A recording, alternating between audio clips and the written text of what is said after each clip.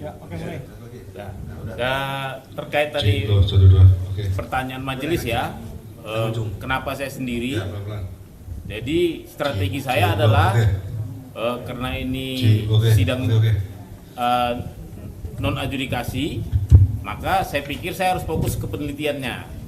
Jadi begitu bukan berarti saya tidak punya kuasa hukum atau teman yang mendampingi saya, menasihati saya di luar persidangan. Jadi tetap teman-teman seperti Pak Gofur nanti bisa ya mewakili saya untuk memberikan keterangan-keterangan di luar persidangan seperti itu. Silakan Bang. Jadi terima kasih teman-teman media. Yang pasti hari ini adalah Pak Bonatua ingin fokus kepada pokok permohonan, yaitu mendapatkan ijazah yang terlegalisir tanpa ditutupi satupun informasi. Karena ini sengketa informasi publik, maka dokumen tersebut diharapkan oleh Pak Bonatua dapat memperkaya basis penelitian beliau, sehingga hasil penelitian itu bisa terverifikasi, bisa dipertanggungjawabkan secara akademik dan secara ilmiah dengan basis data yang tidak diragukan. Tadi memang majelis hakim sempat nanya kepada Pak Bonatua, kenapa nggak ngambil aja data-data yang tersebar luas di media sosial? Jawaban Pak Bonatua adalah secara metodologi ilmiah tentu data-data itu tidak bisa dipertanggungjawabkan, karena basis penelitian ilmiah itu adalah pada basis data yang tentu bisa terverifikasi dan bisa dipastikan keabsahannya. Jadi ini bukan tentang kita sedang mempersoalkan ijazah Pak Jokowi asli atau palsu, bukan itu ranahnya. Ya, itu di ranah hukum lain yang sekarang kita hormati sedang berjalan gitu. Tetapi di sengketa informasi publik ini ranahnya adalah Pak Bonatua ingin memastikan bahwa ijazah Pak Joko Widodo berdasarkan Undang-Undang Nomor 14 Tahun 2008 tidak termasuk informasi publik yang ditutup-tutupi, tidak termasuk informasi publik yang dikecualikan gitu. Sehingga dengan demikian Pak Bonatua mengharapkan bahwa melalui sidang Komisi Informasi Pusat inilah semua kebutuhan Pak Bonatua bisa difasilitasi oleh Komisi Informasi, sehingga kemudian hasil penelitian itu ketika dipublikasikan kepada masyarakat internasional yang memang adalah tujuan dari Pak Bonatua membuat paper ini atau hasil penelitian ilmiah ini, itu kemudian tidak menimbulkan perdebatan, tidak kemudian mendapatkan nilai yang jelek gitu. Tapi ketika itu bisa didapatkan dokumen aslinya, maka itunya nilainya akan sangat sempurna. Seperti itu Pak Bonatua. Ya. Hal yang kedua terkait dengan kuasa dari Pak Bonatua. Ya, tadi Pak Bonatua telah mencabut semua kuasanya gitu ya. Tetapi sebagai seorang sahabat, sebagai seorang teman, kami tetap membersamai Pak Bonatua dalam rangka sama-sama kita berjuang ya Pak Bonatua ya. Kita dipertemukan ini pada visi yang sama kok. Meskipun saya selaku kuasa hukum Mas Roy Suryo CS itu sekarang sedang berjuang untuk proses hukum pidananya, tetapi kami dipertemukan dengan satu visi yang sama. Visinya adalah mempertanyakan dan kemudian mencari kebenaran informasi terkait dengan ijazah Pak Joko Widodo yang saat ini sedang polemik di publik dan yang saat ini sedang mendapatkan perhatian luas. Itu barangkali Pak Bonatua bisa tambahkan. Ada pertanyaan? Pertanyaan? Kan teman-teman ini udah cukup sih sebenarnya tadi. Tadi kebetulan memang di sana tadi udah doorstop juga sebentar. Iya benar. Jadi udah cukup. Tapi mungkin ada yang terkait yang tadi kenapa begitu singkat tes uji hakim diperlihatkan uji konsekuensinya. Sepertinya memang saya juga merasa bahwa uji konsekuensi itu justru berpihak ke publik, karena terbukti saya bisa melihat, berarti ntar lagi Bang Gofur tinggal jadi peneliti aja, bisa lihat lagi. Nah nanti teman-teman media juga jadi peneliti aja, nggak apa-apa, saya nanti ajari jadi peneliti bagaimana peneliti, supaya hanya melihat betapa misterinya ijazah ini. Kan sebenarnya nggak boleh begitu ya. Seharusnya kita seperti tiru wakil presiden kita Muhammad Hatta. Ijazahnya di Erasmus University. Erasmus. Ya. Bukan hanya orang Indonesia bisa melihat. Seluruh dunia. Seluruh dunia. Jadi kalau nggak perlu dia ngaku sebagai peneliti baru bisa melihat. Jadi gini, ijazah itu kalau kita mendasarkan pada undang-undang perlindungan data pribadi, di Undang-Undang Perlindungan Data Pribadi itu kan ada dua informasi yang berkaitan dengan data pribadi seseorang. Ada data yang sifatnya umum dan ada data yang sifatnya khusus. Kalau data yang sifatnya umum itu seperti nama, tempat tanggal lahir, ya, kemudian jenis kelamin, kewarganegaraan, itu sifatnya umum.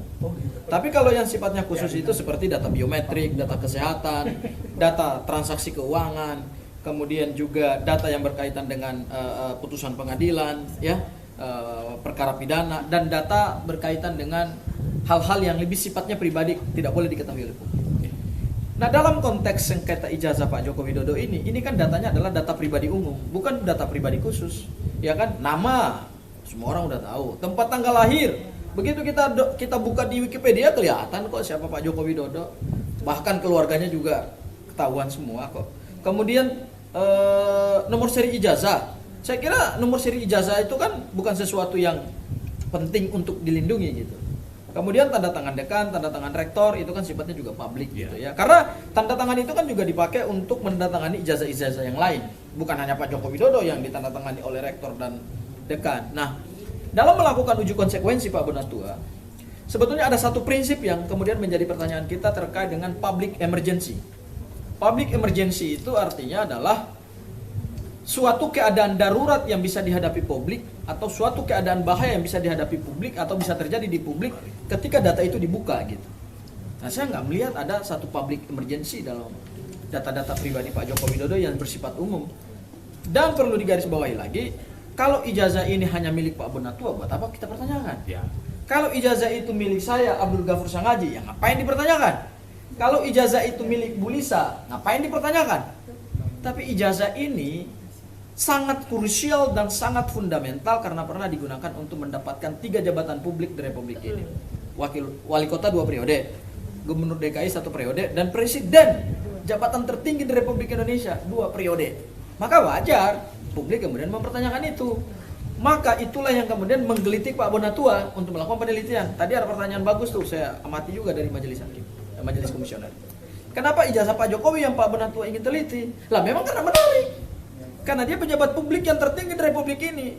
Kalau pejabat-pejabat lain, katakanlah seperti anggota DPR, mungkin juga itu akan mempengaruhi ketertarikan para peneliti internasional juga gitu. Loh, kok Pak Bonatua meneliti misalnya ijazah anggota DPR namanya A, B, C, D, kok nggak dikenal dunia internasional gitu.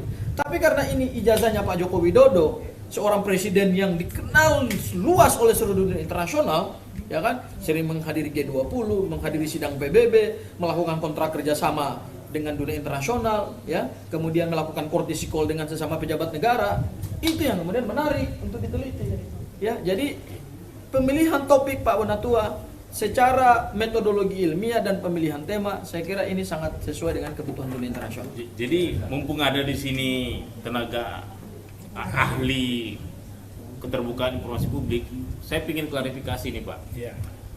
Ramai di media serangan-serangan karena salah persepsi yang mengatakan saya kalah terhadap Andri, ya kan? Jadi sebenarnya sekalian saya mau jelaskan dulu bahwa memang tidak banyak orang tahu tentang KIP ini. Tidak banyak juga orang tahu tentang sidang sengketa informasi. Tidak tahu juga orang apa sih yang dituntut sehingga majelis komisioner menyatakan ditolak. Dari sini saya ambil ilustrasi sederhana saja ya, bahwa kita yang berhak secara undang-undang dasar 45 untuk memperoleh informasi. Nah, informasi yang dikuasai oleh publik kita bisa mintakan menurut undang-undang keterbukaan informasi publik. Nah, ketika badan publik tidak memberi dengan alasan, katakanlah dalam hal ini Andri alasannya adalah tidak dikuasai. Padahal saya tahu menurut undang-undang kearsipan seharusnya menguasai, maka saya tidak puas. Saya menuduh Andri berbohong. Akhirnya saya lari menempuh jalur undang-undang keterbukaan informasi publik, dan di sini di sidang adalah bahwa komisioner memastikan bahwa Andri tidak bohong. Ternyata melalui serangkaian persidangan ada 5 kali benar Andri tidak bohong. Kenapa? Dipanggil juga KPU. Ternyata juga dapat fakta, Andri tidak bohong. Kenapa? KPU juga bilang memang belum kami kasih barangnya. Nah, akibatnya itu adalah majelis komisioner menolak permohonan saya. Jadi yang ditolak itu adalah permohonan saya karena apa? Karena memang bisa dipenuhi, barangnya nggak ada di Andri.